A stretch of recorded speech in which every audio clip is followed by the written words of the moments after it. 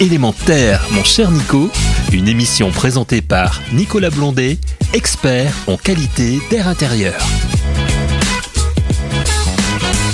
Chères auditrices, chers auditeurs d'Élémentaire, bonjour. En cette jolie matinée, je dirais automnale, on n'a pas des froids intenses pour le moment, on profite de la douceur, on profite également du bon air que l'on a autour de nous, et on est là dans l'émission, vous le savez toutes et tous, pour parler de cette qualité de l'air, qu'elle soit intérieure comme extérieure.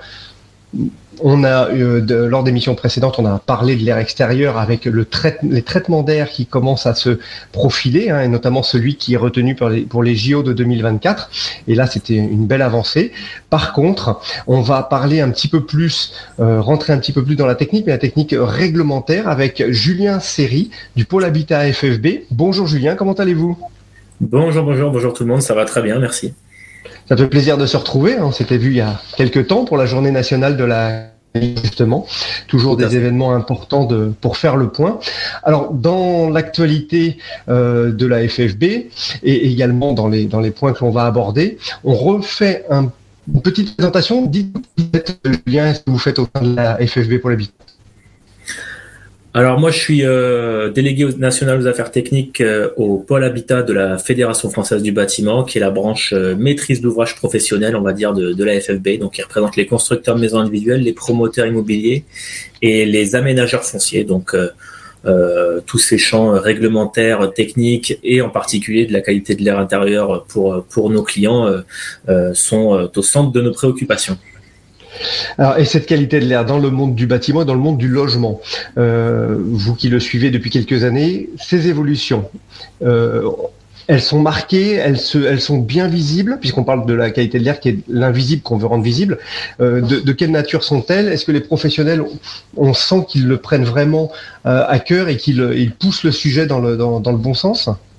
On sent qu'il y a une vraie volonté à la fois des constructeurs mais aussi des clients. Il y a une vraie demande client sur ce sujet-là, que ce soit en termes de qualité des produits, de qualité de l'information aussi. Il y a de plus en plus de demandes d'informations sur comment mesurer la qualité de l'air intérieur. Est-ce que ma qualité d'air intérieur est bonne, et quelles solutions avez-vous, vous, en tant que constructeur, à me proposer pour y répondre ? On sent qu'il y a quelque chose, il y a un vrai engouement qui est grandissant sur ce sujet-là, et on essaye, nous, en tant que constructeurs, que promoteurs, de trouver les bonnes solutions. Alors nous, notre équation, elle est toujours difficile à résoudre, parce que c'est toujours un équilibre entre la technique, l'économique et ce qu'on peut proposer aux clients, mais en tout cas c'est des questions qui se posent, c'est un sujet qui revient, et on est là pour trouver les solutions pour tout le monde. Alors, c'est des solutions, vous le dites, techniques, économiques. On peut dire aussi des solutions qui, générées par les deux aspects premiers, sont des aspects surfaciques ou volumiques, ou volumétriques, puisque à partir du moment où on a besoin de tenir un budget, on va avoir une certaine taille des logements, une certaine taille des pièces.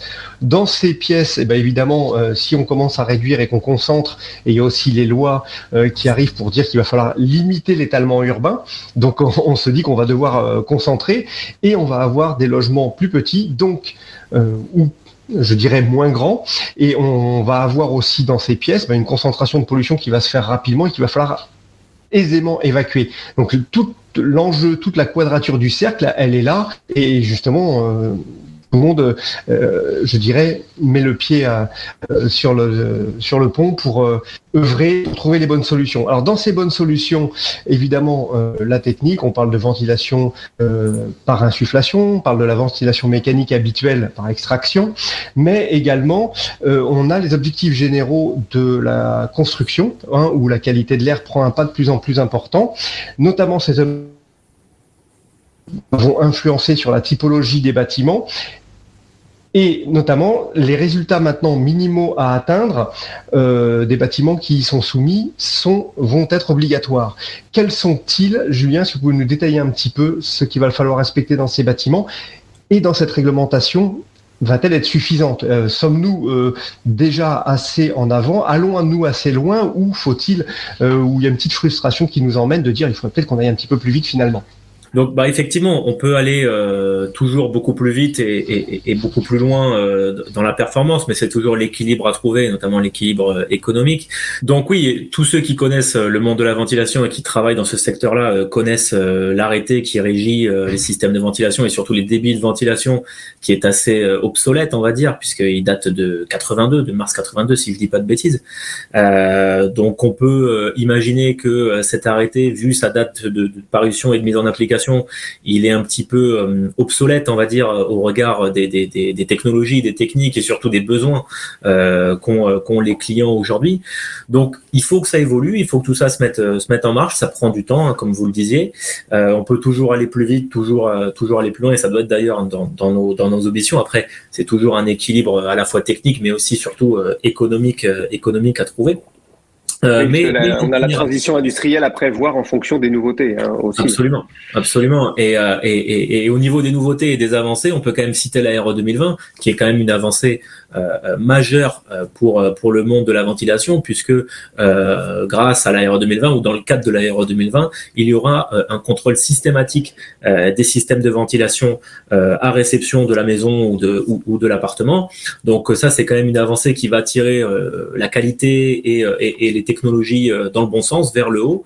Alors la RE 2020, pour rappel, elle rentrera en vigueur pour les permis de construire déposés à compter du 1er janvier 2022 pour le secteur du résidentiel.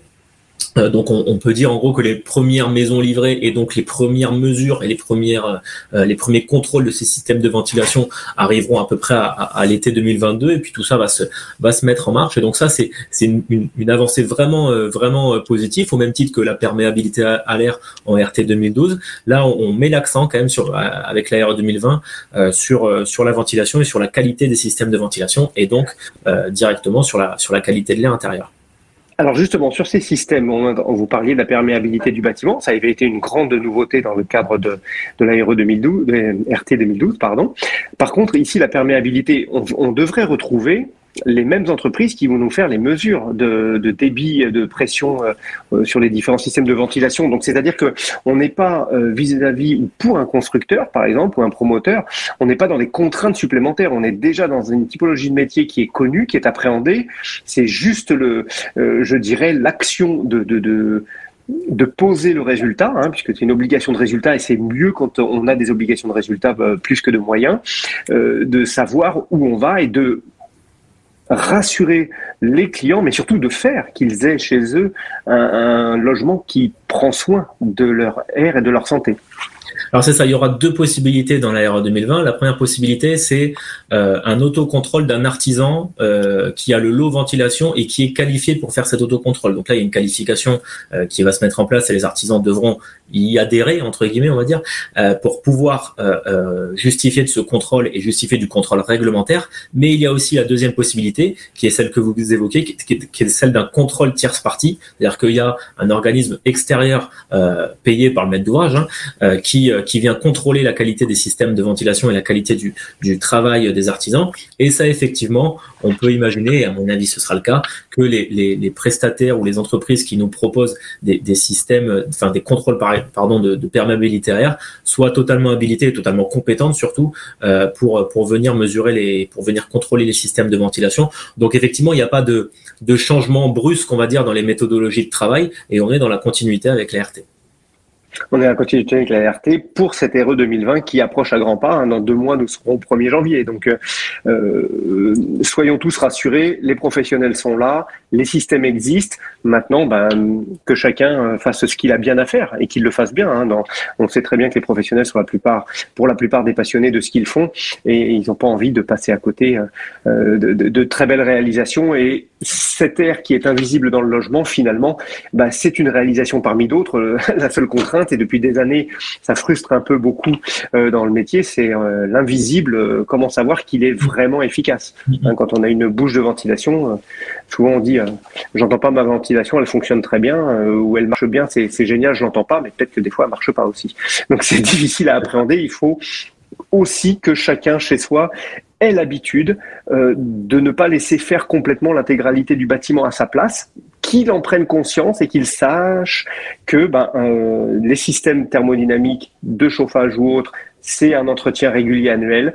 La ventilation, c'est une visite, une vérification aussi annuelle. Les entrées d'air dans le logement pour laisser arriver l'air de l'extérieur, qui est quand même 8 fois mieux que l'air intérieur. Ça aussi, ça compte et il faut ne pas passer à côté du tout, que chacun doit faire quelque chose.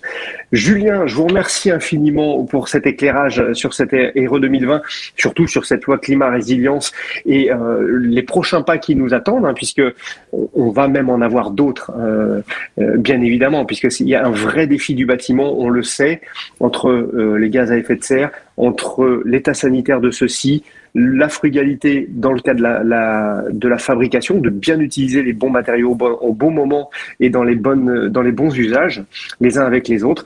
Et je sais qu'à la FEB et au Pôle Habitat, vous œuvrez tous les jours en ce sens pour aller chercher les points positifs et les points de progrès dans le bon sens de la construction. Merci beaucoup Julien. Le mot de la fin pour vous ? Merci à vous, Nicolas, et on a franchi encore un pas supplémentaire là, sur la qualité de l'air avec la RE 2020. Il y en aura d'autres, et on sera ensemble pour en parler, j'espère. Alors ensemble sur ce chemin, on va l'arpenter ensemble. Et chères auditrices, chers auditeurs d'Element Air, n'hésitez pas. Le 1er et le 3e jeudi de chaque mois, c'est l'émission, et on avance petit à petit sur notre mieux respirer. C'est le plus important. Prenez soin de vous et à très bientôt. Au revoir. Element Air, mon cher Nico, une émission à réécouter et télécharger gratuitement sur radio-imo.fr, l'application mobile Radio Imo et sur tous les agrégateurs de podcasts.